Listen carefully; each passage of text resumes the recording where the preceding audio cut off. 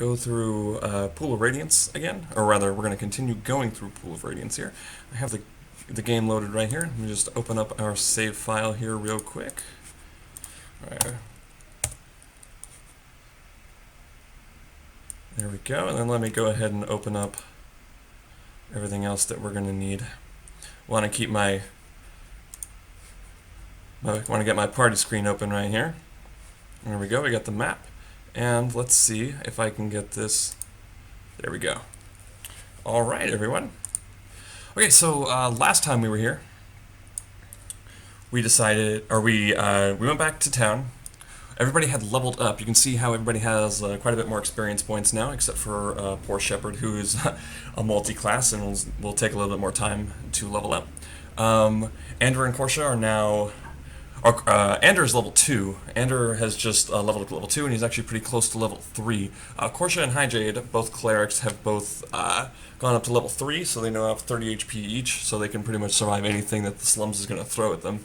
And Brennick and Ravenna have leveled up to level 2 as well. They've both learned the Magic Missile, and Brennick has also learned Enlarge as well, which is probably going to help us in the boss fight that we're going to go to. Coming up pretty soon here. We are starting this stream by finishing out the slums. We've done most of the encounters in the slums, except we have not finished the 15 random encounters, and we have not gotten the potion for Olo. So we're going to go do those things. I want to try to finish the random encounters before we jump into the old rope guild, because they are much more difficult in there. I'm sure that I can handle it with my leveled up dudes, but I'm, I don't want to risk it. Not quite yet. I had a wipe the last time we ran this, so kind of not looking forward to doing that again. Also, kind of like I improved some of my dudes, like Korsha right here. I gave her the flail +1 and the shield +1 that I found, so now she's a little more resilient. She is now my strongest character, arguably. I even think her Thaco is better than Anders. Nope, Anders is definitely better as a fighter. Of course it is. But it's not really important. Everyone's Thaco is pretty good for where we're at in the game. We're going to keep going. Alright, to the gateway to the unsettled areas, and we're going to head in, and we're going to turn on this camera. Oh, let's move it down a little bit. Hey, everyone. Alright, let's head inside. There we go. Enter the monster-crawling slums of Flan again. And it's a hideous part of town that looks suspiciously like the other part of town that I was just in. So I don't know what New Flan is doing here. Oops, that's the way to the wizard. Or if they're actually keeping things up. If they aren't, then I don't want to stay here. This is kind of an ugly place to be. Let's see here. This is the old rope guild. I don't want to go in. I want to make sure that we kind of... Here, let me turn search on. That way we can find some random encounters if we need to. Let's see. I'm not really seeing any. Looks like we may have actually cleared out all the random encounters, which is fantastic for us. How we can figure it out? Let's see. We're gonna rest. We're gonna rest for a whole day. There we go. There we go. There's a random encounter I was looking for. We're gonna fight you. We have to kill you. Okay. Alright, not too hard, not too hard. We're gonna... Yeah, see, now we got more sleep spells. We got more sleep spells. So now we can... Alright. Always love that sound. I did go ahead and I lowered the volume on the game since the last stream. I did not realize the volume for all these sound effects was crazy loud. It was kind of drowning things out. If it still is, kind of let me know. I'll lower it just a little bit again, because I don't want it to drown anything out.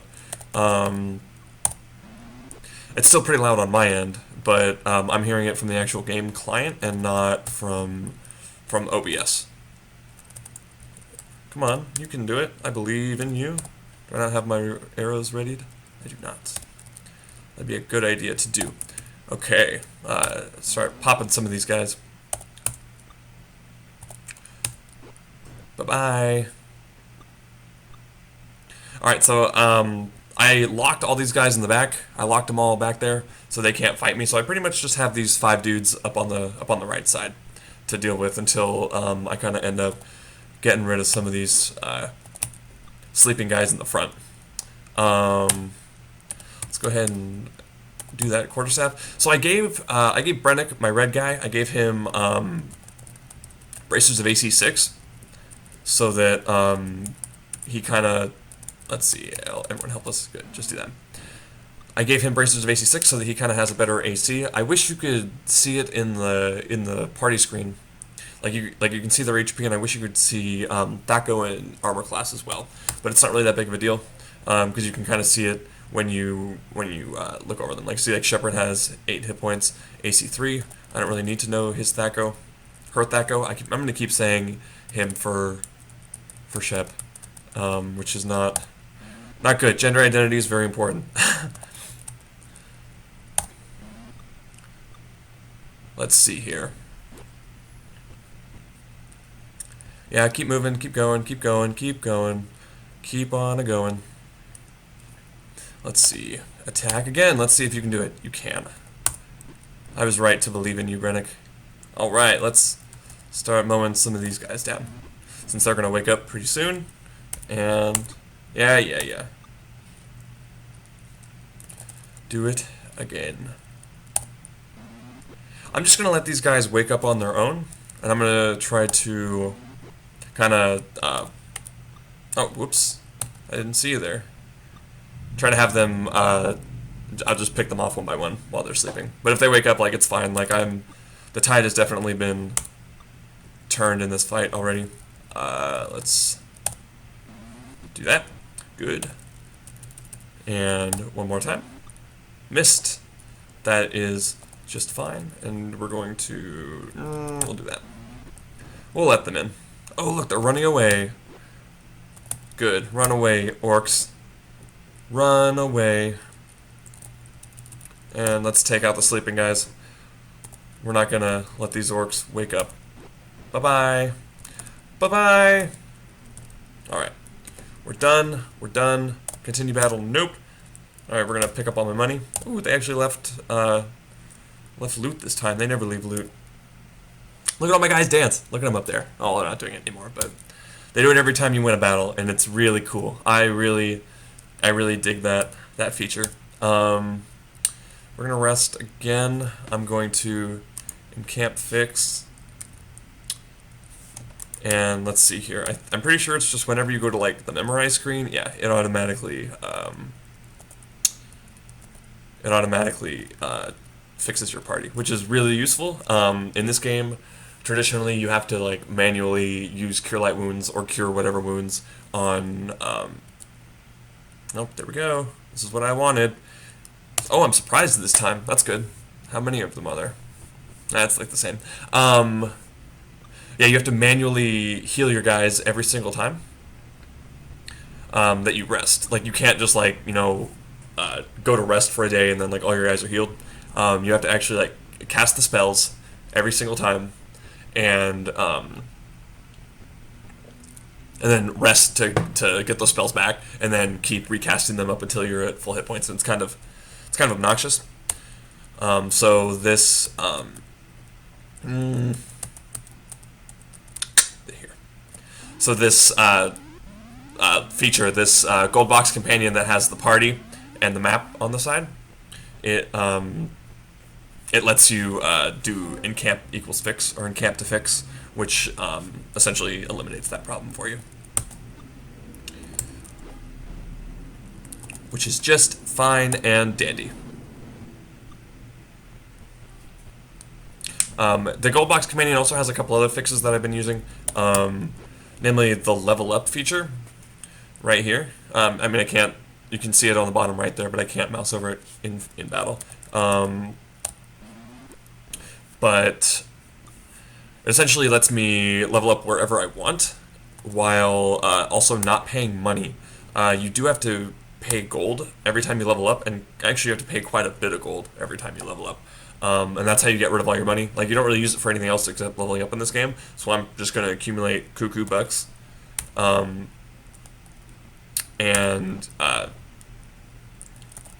just kind of like carry it for the rest of the game without actually using it. Which is fine. I mean, like, if I do end up finding something that I want to spend money on, then I'll definitely have the means to do it. I'll be kind of filthy rich. But I don't have to. I might actually honestly just drop all my cash at one point, because encumbrance is really a thing in this game. It's kind of annoying. Every coin like weighs something. Like, the money that you carry has weight. So the more money you have, the slower your characters get. And I don't like slow characters. It's not fun to play with slow characters. You know what, we're gonna switch you. I want to save these darts for the boss. Not that it's gonna help. The darts are certainly not gonna help for the boss. But it's still nice to kind of have my mages be able to do something. Because I'm not gonna toss them into the front lines of a boss and have them just be essentially like mowed down. They did level up, so they could probably survive one hit, but they certainly won't survive two. Usually, when I used to play this, like when I started playing this, I mean, I was like 8 maybe. I didn't really understand the level up process, so I went through like the entire slums and like the first area after the slums, which I believe is So-Called Keep. I went through all those at level 1 with like my entire party, and it was hell. It was the worst, and I always thought like, God, this is such like the hardest game I've ever played in my life. And when I realized that you could level up, it like changed my life. I was like, oh my God, I've just been a fool this whole time. But that's what happens when you're 8 years old and you play a really awesome, fantastic game like Pool of Radiance. You learn a whole bunch of cool things like that. And then of course, like I carried that over for like games like Baldur's Gate and Neverwinter Nights. All right, we're gonna encamp fix again, which is kind of a cheat, but I don't really care right now. Oh, can't memorize. There we go. Yeah, that's definitely a cheap trick. Because normally, like, even in like later games that do have the fix option in the menu when you encamp, it still makes you rest. This time it did not make me rest, so I can effectively like heal up at any point in the game without worrying about like random encounters or anything, which is not good. Oh, it looks like I finished them all. I certainly did. I certainly finished every... Oops, save. Come on. Oh, I'm in the magic menu. Whoops. Yeah, so I finished all those, so we can now go into the Rope Guild and not worry about random encounters. So what we're going to do is, the first thing we're actually going to do is I'm going to backtrack a little bit. It's actually kind of a labyrinth. I don't remember where it is. I remember like the general area that this stupid potion is in, but I don't like really remember. I know it's... There it is. A man hurries forward. I'm sorry, noble ones, but I have nothing to sell. Speak. What do you say? I have to type the stupid wizard's name, and I already know it. Olo. Wait a moment. Yeah, that's the right word. He hurries to the back of the booth and returns with a package. Here, he says. Alright, so I have that. I'm going to go and turn that in. Ander and Shepard might level up with that, but I'm not going to go back to town to do it, because I don't need to be level 3 right now. For Ander, it's kind of overkill for the boss. I mean, not that overkill is really bad. Overkill's never bad. Like, I will never say no to overkill. But at this point, like, it's not worth going all the way back to town. I have to go back to town when I beat the boss anyway, for like to get my reward. So I might as well just do it all at the same time. Batching and stuff. Alright, you've done well. Give me the potion and you will be rewarded. Ooh, I can just give it to him. I can ask for more money, or I can refuse to give it to him. Well, I mean, I went all the way over there to get the potion. Like, I don't know why I would refuse to give it to him. Like, I can't do anything with it. And as I've said already, like, I don't need money. Hey, Vodcam. Yeah, this game is from, it's from 1988. So it's like really old. It's one of the first CRPGs ever made. I mean, besides like games like Myst